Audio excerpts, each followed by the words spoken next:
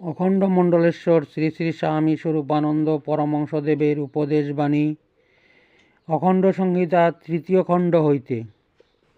ধর্ম ও কর্ম সামন্তগড়ের গৌর সাধু।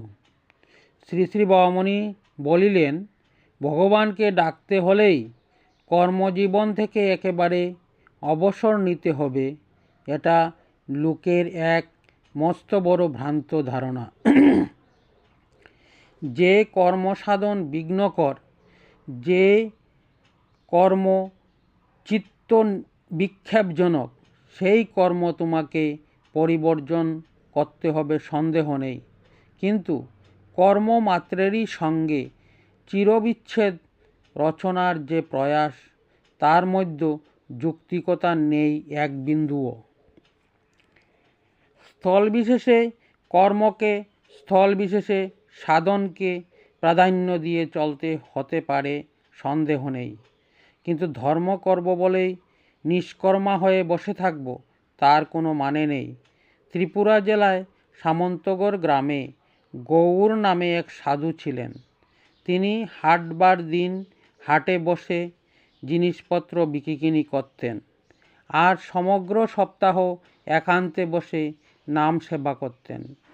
ভ্রমেও তিনি কোনো খদ্দেরকে একরতি জিনিস ওজনে কম দিতেন না। ব্যবসায়ের খাতিরেও একটি মিথ্যা কথা বলতেন না। গৌড়ের মাতুলেরা দেখলেন ভাগ্নেকে দিয়ে চুরি চলে না, অতএব তারা মনে মনে প্রমাদ গণলেন। কিন্তু কিছুদিন পরে দেখা গেল হাটের সমস্ত লোক এসে গৌড়ের দোকানেই ভিড় করে সাধুর হাতের স্পর্শ করা জিনিস ঘরে নিয়ে যাবার জন্য। ধ্যান জপ করতে হবে বলে উদরান্নের বোঝা আর একজনের ঘাড়ে চাপাবো, কিংবা উপার্জন করে খেতে হবে বলেই ধ্যান জপ ছেড়ে দিব, এ হচ্ছে কুড়ের বাদশার আদর্শ। মালা জপি বলেই কামান রাখতে পারবো না, আর সৈনিকের কাজ করি বলেই ভজন পূজনে জলাঞ্জলি দিব, এসব হচ্ছে মস্তিষ্কহীন মতবাদ।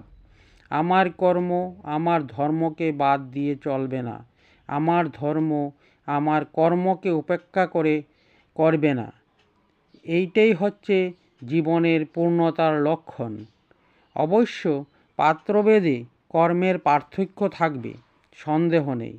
মহাভারতের ধর্মব্যাদ মাংস বিক্রয় করতে করতেই সঙ্গে সঙ্গে ধর্ম সাধন করবেন। অর্জুন যুদ্ধ করতে করতেই ধর্ম সাধন করবেন। বিষ্ঠার কীট হয়েই কেউ যদি জন্মায়, তবে তাকে ওই বিষ্ঠার স্তূপে ডুবে থেকেই ধর্ম সাধন করতে হবে। ধর্ম সাধন কি? শ্রী শ্রী বাবামণি বলিলেন, অবশ্য স্পষ্ট করে ধারণা থাকা চাই যে ধর্ম সাধন কাকে বলে। চুল দাড়ি জটা রাখাই ধর্ম সাধন, না নিয়ত ভগবানের সঙ্গে প্রাণের যুগ রক্ষাই ধর্ম সাধন? নিশ্চিতই বাইরের ঘটাকে ধর্ম সাধন আখ্যা দেওয়া যেতে পারে না। নিয়ত প্রাণের মাঝে ঐশ্বরিক স্মৃতি জাগিয়ে রাখাই ধর্ম সাধন।